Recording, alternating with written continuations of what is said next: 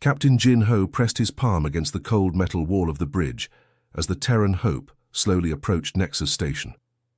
The massive space station stretched before them like a metallic city floating in the void, its countless docking bays glowing with the lights of ships from across the galaxy.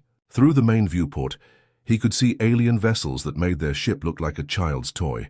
The Vorthak crystalline cruisers sparkled like diamonds, their translucent hulls refracting starlight into rainbow patterns. Massive Kalari battleships hung in space like floating fortresses, their dark metal surfaces covered in intricate warrior symbols. Sleek Blaxian destroyers moved with predatory grace, their hulls so smooth they seemed to bend light around them. And then there was the Terran. Hope? Lieutenant Somin looked up from her weapons console, her dark eyes reflecting the embarrassment they all felt. Captain, the docking controller just asked if we need a tow. He thinks our engines are failing because of all the smoke coming from our exhaust ports. Engineer Taejun chuckled from his position near the humming machinery. That's not smoke. That's character. This old girl has been through more battles than any of those shiny alien toys. Navigator Haewon shook her head as she watched a group of insectoid Zerg maintenance workers point at their ship through the station windows. There, chittering sounds of amusement echoed through the communication channels. They're taking pictures, Captain. I think we're going to be famous for all the wrong reasons. The Terran Hope did look terrible from the outside. Hull patches covered nearly every surface, some welded on hastily during emergency repairs in deep space. The paint had long since faded and peeled, leaving the ship looking like a patchwork quilt of different metals. Exposed cables ran along the outer hull, where internal systems had been rerouted after battle damage. One of the weapon ports was held in place with what appeared to be industrial tape. But Jin Ho knew better. Every patch told a story of survival.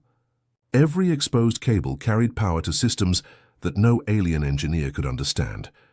The ship looked like junk because they wanted it to look like junk. As they docked, the magnetic clamps engaged with a grinding sound that made the whole ship shudder. Through the station's transparent aluminum walls, Jin Ho watched as crowds of aliens gathered to stare at the human vessel. Some pointed with their various appendages, others made sounds that were clearly laughter in any language. The diplomatic reception was even worse. The Grand Hall of Nexus Station was filled with representatives from dozens of species, all dressed in their finest ceremonial gear. The Blaxian Admiral Torvin wore a uniform that seemed to be made of liquid metal, shifting colors as he moved. Vorthak delegates chimed musical conversations with voices like crystal bells. Kalari warriors stood proud in their traditional armor, each piece forged from the hull of an enemy ship they had personally defeated. Jin Ho and his crew entered wearing simple blue uniforms that looked plain compared to the alien finery. The conversations died as they walked through the crowd. Whispers followed them in a dozen different languages. Admiral Torvin stepped forward, his 6 arms gesturing dramatically. "Behold the human contribution to galactic defense," he announced, his voice carrying across the hall. "A ship held together by hope and scrap metal. Look at those hull patches, friends. I count at least 50 different repair jobs. Did they build this vessel in a junkyard?" The crowd erupted in laughter. The crystalline Vorthak delegates created a harmony of amused chimes that sounded like wind chimes in a storm. Zerg queens clicked their mandibles in rapid succession, their version of uncontrollable giggles. Even the normally stoic Kalari warriors allowed themselves smirks of superiority. A young Blaxian officer approached Jin Ho with mock concern. "Captain, are you sure your ship can make it back to Earth without breaking apart? We have excellent salvage crews here at Nexus Station. If you need assistance disposing of the wreckage." More laughter rippled through the crowd. Someone in the back shouted, "Maybe they can trade it for scrap metal credits."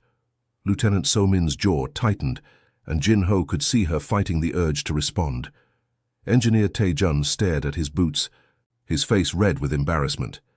Navigator Haewon stood perfectly still, but her hands were clenched into fists at her sides. Admiral Torvin wasn't finished. He circled around Jin Ho like a predator sizing up prey. "Tell me, human, what miraculous technology does your species bring to defend against the ancient threats of the galaxy? Duct tape? Welding torches? Perhaps you plan to bore our enemies to death with stories of your primitive repair techniques? The alien crowd roared with approval. Some species couldn't laugh, but they found their own ways to show amusement. The plant-like florins rustled their leaves rhythmically. The energy beings called lumens flickered in patterns that resembled chuckling. Jinho stood quietly through it all, his expression never changing. Inside he felt the familiar calm that came before battle. These aliens had no idea what they were looking at. They saw patches and assumed weakness. They saw exposed systems and assumed incompetence. They saw an old ship and assumed failure. They were about to learn how wrong they were. The first alarm started as a low whistle that grew into a shrieking wail across Nexus Station. Captain Jinho was still in the diplomatic hall when every communication device in the room began flashing red emergency signals. The laughter died instantly as translators switched to urgent military frequencies. Long-range sensors detecting massive energy signatures, came the panicked voice of the station commander. Unknown fleet approaching from the void sector. Size estimate impossible. Computer says over 500 vessels. Admiral Torvin's 6 arms moved frantically across his personal command tablet. His liquid metal uniform shifted to combat colors as he processed the incoming data. That cannot be correct. No fleet that large exists in known space. But the massive display screens around the hall told a different story. As the sensor data updated, gasps of horror filled the room. The approaching fleet wasn't just large, it was enormous beyond comprehension. Ship after ship appeared on the tactical display, each one massive enough to dwarf even the largest alien battleships. A Vorthak delegate's crystalline body began resonating with fear, creating an eerie musical tone. The hull configurations. They match historical records from the Archive Wars. These are Void Hunter vessels. The room fell silent. Even species that had never heard the name seemed to sense the terror in others. The Void Hunters were legends, nightmares from ancient history, machine intelligences that had swept across the galaxy 1,000 years ago, consuming entire civilizations before mysteriously vanishing into deep space. Impossible, whispered a Kalari war chief, his scarred face pale. The hunters were destroyed. The combined fleets of our ancestors drove them into the void. Navigator Haiwan stepped closer to Jinho, her voice barely audible. Captain, our deep space sensors picked up those signatures 3 hours ago. I've been running analysis. These aren't just any void hunters. These are the original war machines. The ones that glassed the Centauri homeworld. The station's main screen shifted to show the approaching Armada in detail. The ships were geometric nightmares of black metal and pulsing energy conduits. Each vessel was built like a massive blade, designed to cut through space itself. Strange symbols glowed along their hulls in patterns that hurt to look at directly. Admiral Torvin recovered his composure first, his military training overriding his shock. Alert all fleet commanders. Form battle groups immediately. We have the largest assembled fleet in galactic history right here at Nexus Station. 2,000 ships from 15 different species. The diplomatic hall transformed into a command center as alien officers activated their battle protocols. Holographic displays materialized showing fleet positions. The Blaxian 7th Fleet moved into formation first, their sleek destroyers arranging themselves in attack wedges. The massive Kalari dreadnoughts took position as the fleet's backbone, their heavy armor gleaming under the station lights. Vorthak crystal ships began harmonizing their shield frequencies, creating a unified defensive network. The insectoid Zerg swarm vessels moved in perfect coordination, their hive minds calculating optimal attack patterns. Even the mysterious energy beings called lumens contributed, their light-based ships adding exotic weaponry to the fleet. Our plasma cannons will tear through their hulls like paper, Admiral Torvin declared, his confidence returning as he watched his forces assemble. Quantum shields will deflect whatever primitive weapons they still carry. These machines have been dormant for 1,000 years. Their technology is ancient history. Far Kalari General nodded agreement. Our ancestors fought these machines with swords and chemical rockets. We have energy weapons they never faced. Molecular disruptors, quantum torpedoes, graviton beams. They won't survive the first assault, Captain Tao. Jinho watched the tactical display with different eyes. While the alien commanders saw numbers and firepower, he saw patterns and weaknesses. The Void Hunter formation was too perfect, too coordinated. These weren't random war machines awakening after centuries of sleep. This was a planned invasion by entities that had spent 1,000 years learning and adapting. "Admiral," Jinho said quietly, "request permission for the Terran Hope to join the battle line." The request caused another round of laughter, though more nervous than before. Admiral Torvin's expression mixed amusement with disbelief. "Captain, we appreciate human courage, but this is a real battle. Your ship would be vaporized in the first exchange. Stay in the back with the supply vessels. Handle communications while real warriors fight." Lieutenant Somin's face flushed red with anger. Navigator Haewon clenched her fists so tightly her knuckles went white. Engineer Tae-jun muttered something under his breath that sounded like a very creative insult in Korean. But Jinho simply nodded with the same calm expression he'd maintained all day. "As you wish, Admiral. We'll monitor from the rear and relay communications." As the alien fleet moved into battle formation, the crew of the Terran Hope returned to their ship. The docking bay was chaos, as supply vessels and civilian transports scrambled to evacuate deeper into the station. Alien crews ran past them without a second glance, focused on preparing for the battle ahead. Once aboard their ship, the atmosphere changed completely. Engineer Tae-jun sealed the bridge and activated privacy screens. "Beginning final system." "Checks," he announced. His earlier embarrassment replaced by professional focus. Deep in the ship's core, systems that had never appeared on any alien scanner hummed to life. Tae-jun's hands moved across control panels that looked like standard human technology, but contained innovations that would revolutionize warfare across the galaxy. Lieutenant So-min powered up weapon systems that existed in dimensions the aliens couldn't detect. Her targeting computers began calculating firing solutions using physics equations that most species hadn't discovered yet. Navigator Haewon plotted courses through space-time itself, preparing to move their ship in ways that would seem impossible to outside observers. The Terran Hope might look like scrap metal held together with hope, but appearances could be very deceiving. As the Void Hunter Armada approached, and the alien fleet prepared for what they thought would be a conventional battle, the humans made ready to show the galaxy what real innovation looked like. The Void Hunters struck without warning. One moment, the combined alien fleet hung proudly in space around Nexus Station. The next, death came screaming out of the darkness at impossible speeds. Captain Jinho watched from the Terran Hope's bridge as the first wave hit Admiral Torvin's formation. The Blaxian ships opened fire with their plasma cannons, brilliant, streams of superheated energy that could melt through any known armor. The beams struck the lead Void Hunter vessels dead center. Nothing happened. The plasma fire simply vanished into the black hulls like water soaking into sand. The machine ships didn't even slow down. Their adaptive armor analyzed the energy signature in microseconds and adjusted to absorb it completely. "Impossible," Lieutenant So-min whispered, staring at her sensor readings. "Those plasma hits should have vaporized anything." The Void Hunters responded with weapons that defied understanding. Beams of twisted space-time lashed out from their hulls, striking the Blaxian destroyers. Where the beams touched, reality itself seemed to bend and break. Ships didn't explode. They simply ceased to exist, leaving nothing behind but empty space and confused sensor readings. Admiral Torvin's voice crackled across all frequencies, panic replacing his earlier confidence.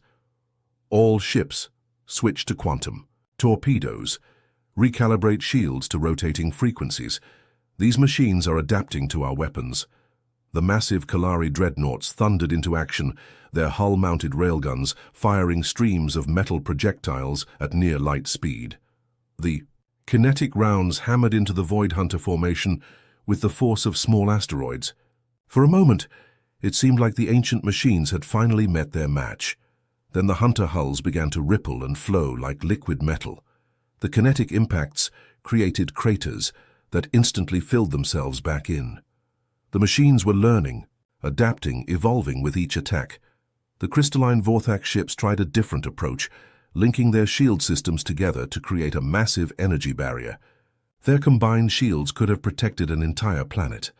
The rainbow-colored barrier stretched across space, beautiful and seemingly impenetrable. The Void Hunters fired a single beam that split the barrier like glass. The harmonic feedback shattered every Vorthak ship simultaneously, their crystalline hulls exploding into clouds of glittering fragments that caught the light of nearby stars. Navigator Hai-1 gripped her console as the tactical display updated with horrifying speed. "Captain, we're losing ships faster than the computers can count. The Zerg swarm formations are completely gone.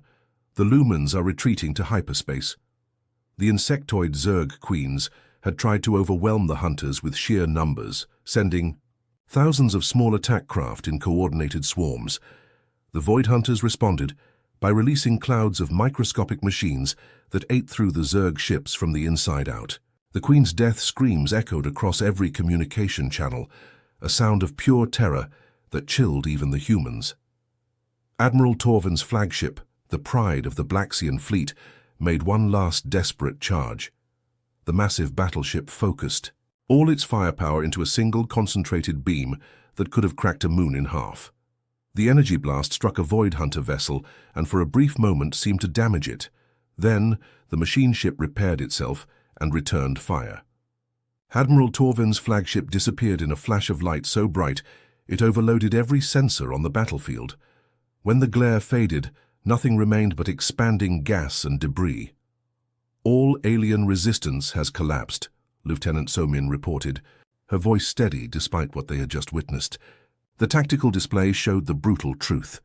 Of the 2,000 ships that had started the battle, fewer than 50 remained, and most of those were fleeing in panic.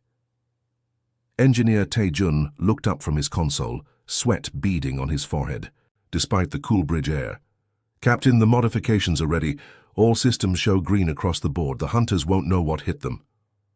Jinho nodded slowly, his calm expression never wavering even as he watched the greatest military disaster in galactic history unfold before them. "Hai-1, plot our course. Take us into the fight." His navigator's fingers flew over her controls, calculating a path through the debris field that had once been the galaxy's finest fleet. "Course plotted, Captain. We're going in alone." The Terran Hope began to move, its patched hull gleaming dully in the light of burning ships. Around them, escape pods fled in every direction as the survivors of the alien fleet tried to reach safety. Some pods contained entire families of civilians who had been watching the battle from supposedly safe observation decks. The Void Hunters barely noticed the small human ship approaching. Their sensors registered it as another piece of debris, not worth the energy it would take to destroy. The machines were too busy hunting down the fleeing survivors, their perfect formations moving through space like sharks through water. As the Terran Hope flew deeper into the heart of the enemy formation, Jinho felt the familiar calm that came before action. His crew worked with the precision of people who had trained for this exact moment their entire lives. Every system check, every weapon calibration, every course correction was performed with practiced efficiency. The aliens had fought the Void, hunters using conventional tactics and superior numbers. They had relied on raw firepower and technological advantages that proved meaningless against adaptive enemies. But humans had always approached problems differently. Where others saw insurmountable obstacles, humans saw puzzles waiting to be solved. The bridge of the Terran Hope was quiet except for the soft hum of systems coming online. Outside the viewport, the Void Hunter Armada stretched as far as the eye could see, hundreds of massive ships that had just proven themselves unstoppable against the combined might of 15 different species, but they had never faced humans before. The Terran Hope drifted through the wreckage field like just another piece of debris. Void Hunter sensors swept over the small human ship and dismissed it completely. Their advanced targeting systems registered primitive steel construction, chemical-based propulsion, and what appeared to be projectile weapons from a bygone era. The machines had more important targets to pursue. 3 massive Hunter dreadnoughts were systematically destroying escape pods, their weapons reaching out to crush the fleeing survivors with casual efficiency. The machine intelligence saw no threat from the patched human vessel slowly approaching their formation. This was their fatal mistake. Captain Jinho placed his hand on a concealed panel beside his command chair. "All stations, This is it. Show them what humans can really do. The transformation began with the hull patches. What had appeared to be crude repair work suddenly peeled away like flower petals opening to reveal something extraordinary underneath. The dull metal beneath the patches wasn't steel at all, but adaptive armor that flowed like liquid mercury. The surface rippled and shifted, creating patterns that seemed to bend light around them. Engineer Taejun's fingers danced across his console as systems that had been hidden for months finally came online. Quantum processors activated, Captain. Combat algorithms are running at full capacity. We're operating at computational speeds the hunters can't match. The Terran Hope's true nature emerged as camouflaged systems revealed themselves. What had looked like exposed cables were actually quantum field generators. The jury-rigged external components were holographic projectors that had been creating false sensor readings.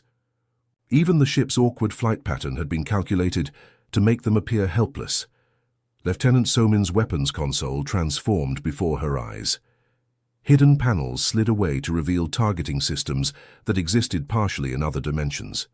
Her primary weapon wasn't a conventional energy beam or projectile launcher.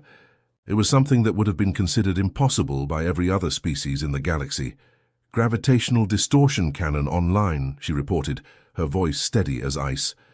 Target acquired on the lead Hunter command vessel.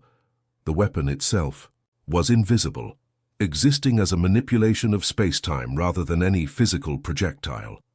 When So-Min pressed the firing control, reality bent around the target.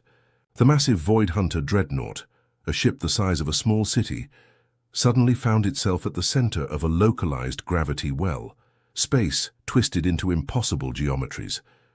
The Hunter vessel's hull, which had absorbed every energy weapon fired at it, couldn't adapt to the fundamental forces of the universe itself. The ship began to collapse inward, its black metal frame crumpling like paper as artificial gravity crushed it from all directions. The machine intelligence tried to compensate, pouring power into structural reinforcement fields. But you can't reinforce against a black hole. The dreadnought imploded with a flash of twisted light, leaving behind only a small singularity that quickly evaporated into Hawking radiation. The other Void Hunters finally took notice. Their sensors screamed warnings as they tried to understand what had just happened, but their targeting systems couldn't lock onto the Terran Hope anymore. Engineer Taejun had activated the phase shift technology.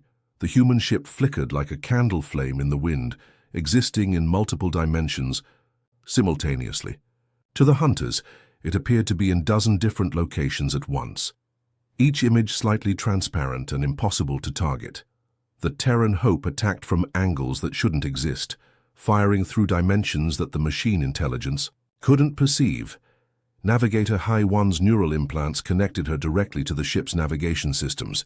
Her thoughts became flight paths, her instincts translated into impossible maneuvers through folded space. The ship moved like it was dancing, weaving between hunter formations that couldn't predict where it would appear next. Neural link coordination is perfect, she reported. Her consciousness partially merged with the ship's quantum computers. We're thinking faster than their adaptation cycles. The Void Hunters tried everything in their arsenal. Energy beams passed harmlessly through the phase-shifted hull. Kinetic projectiles struck empty space where the ship had been nanoseconds before.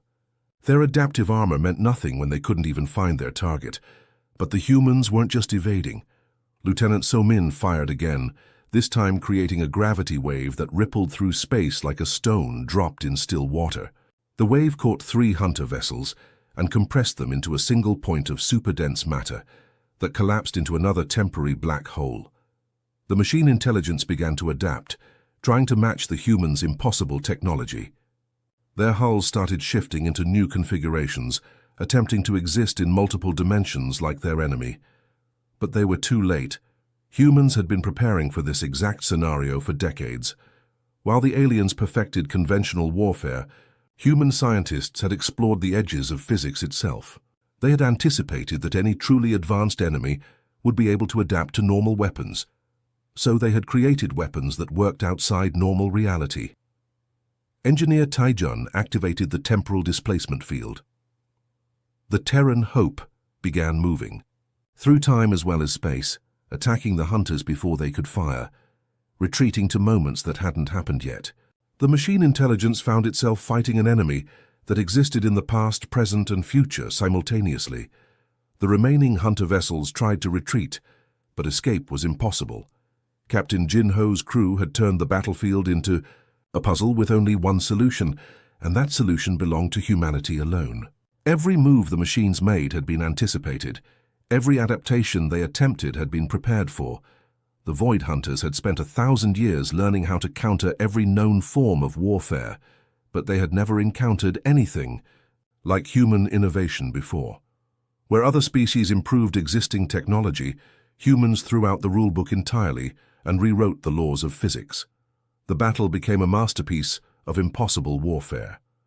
Captain Jinho's crew moved with perfect coordination, their neural links allowing them to think as one mind while maintaining their individual skills. The Terran Hope flowed through the hunter formation like water through a sieve, striking from angles that existed outside normal space. Lieutenant So-min unleashed gravitational weapons that turned the hunters' own mass against them. She created localized gravity wells that pulled entire squadrons of machine ships together, crushing them into twisted balls of metal and circuits. When the hunters tried to spread out, she reversed the effect, creating negative gravity fields that tore their hulls apart at the molecular level. Engineer Taijun deployed temporal bombs that froze enemy vessels in time loops. The affected hunter ships found themselves trapped in endless moments, firing the same weapons over and over while their targets danced away untouched. Some machines were caught in reverse time fields, their damage healing only to be dealt again. In an eternal cycle of destruction, Navigator Hai-1 guided the ship through dimensions that had no names, weaving between realities like a needle through fabric. The hunters tried to follow, their adaptive technology struggling to understand movement through folded space-time, but their rigid machine logic couldn't comprehend the intuitive leaps that human creativity made possible. The Void Hunters fought, back with everything they had learned over 1,000 years of conquest. They deployed weapons that unmade matter at the quantum level, fired beams that existed in 17 dimensions simultaneously, and released clouds of self-replicating nanomachines that could consume entire star systems. But for every adaptation they made, the humans were 3 steps ahead. Jinho's crew had spent years studying theoretical physics that most alien species dismissed as impossible. They fought with weapons that existed more as ideas than technology, powered by human imagination, made manifest through quantum mechanics. The turning point came when Lieutenant So-min identified the Hunter Command Nexus, a massive vessel hidden in the center of their formation. The Nexus coordinated the entire machine intelligence through quantum entanglement, allowing instant communication across their armada. "Captain, I have a lock on their central command," she reported, her targeting systems painting the Nexus with indicators only human technology could detect. "If I can disrupt their quantum network, it should cascade through their entire fleet." Jinho nodded, understanding the implications immediately. "Do it. End this." So-min charged their primary weapon to maximum power, drawing energy from the ship's quantum core. The gravitational distortion cannon wasn't just creating localized black holes anymore, it was generating a sustained space-time distortion that would propagate through the Hunter's own communication network like a virus in a computer system. "Firing sustained pulse," she announced, her finger steady on the control. The weapon struck the Hunter Nexus with the force of a collapsing star, but instead of simply destroying the target, the distortion spread along the quantum entanglement links that connected every machine in the Armada. The cascade failure moved faster than light, jumping from ship to ship through their own communication network. Hunter vessels throughout the formation began shutting down as their quantum processors overloaded. The machines that had adapted to every weapon fired at them couldn't adapt to their own communication system being turned against them. Ships that had seemed unstoppable moments before went dark and began drifting helplessly. The few remaining active hunters realized they were beaten. These weren't the primitive organics they had expected to face. This was something entirely new, a species that had weaponized creativity itself. The surviving machines began a fighting retreat, their perfect formations breaking apart as they fled toward the edge of the system. But they were no longer the predators they had been. Engineer Tae-jun deployed reality anchors, devices that locked local spacetime into fixed patterns. The retreating hunters found their regenerative abilities failing as the fundamental forces they relied on were held constant by human technology. The last functional Hunter Command ship transmitted a single message across all frequencies before disappearing into hyperspace. Error. Unable to classify enemy technology. Retreat to deep void sectors. Avoid human-occupied systems. The Terran Hope watched them go, its crew finally allowing themselves to relax as the immediate threat ended. But their ship had paid a price for the victory. The phase shift technology had stressed their hull beyond safe limits, and several key systems were running on backup power. "We're not going to win any beauty contests," Engineer Tae-jun reported, surveying the damage. "But she'll get us home." The journey back to Nexus Station was surreal. The space around the station was filled with debris from the greatest fleet ever assembled, but also with the wreckage of machines that had once seemed invincible. Rescue ships moved among the ruins, searching for survivors from the alien vessels that had been destroyed in the first assault. The Terran Hope limped into its docking bay, looking even worse than when it had left. New hull patches covered fresh damage, and several systems were held together with what actually was emergency welding this time. But the few aliens who saw it arrive stepped back with something that looked like reverence. Admiral Torvin waited on the docking platform, his once pristine uniform torn and stained with smoke. He had been rescued from his flagship's wreckage just hours before, one of the few senior officers to survive the battle. When Captain Jin Ho emerged from his ship, the Blaxian approached with steps that seemed uncertain. "How?" Torvin whispered, his 6 arms trembling slightly. "Your ship looks like scrap metal. Your weapons don't appear on any scanner. How did you destroy an armada that defeated the combined fleets of 15 species?" Jin Ho looked at the alien, Admiral with the same calm expression he had maintained throughout their ordeal. "You perfected existing technology, Admiral. You made energy weapons more powerful, shields more resistant, hulls more durable. You fought the same war your ancestors fought, just with better tools." He gestured toward his battered ship, where his crew was already beginning repairs. "We threw out everything we thought we knew about warfare and started over. We didn't make better weapons, we made impossible weapons." As if summoned by his words, more human ships began arriving at Nexus Station. Each one looked as unremarkable as the Terran Hope, covered in patches and modifications that made them appear cobbled together from spare parts. But now the aliens who saw them understood what those patches really meant. They were looking at the guardians of galactic civilization, protectors who had hidden their true strength behind humble facades. The species that had been dismissed as primitive scavengers had revealed themselves as the most advanced military force the galaxy had ever seen. The Void Hunters would return to the deep void and spread word of what they had encountered. Across the galaxy, other ancient threats would hear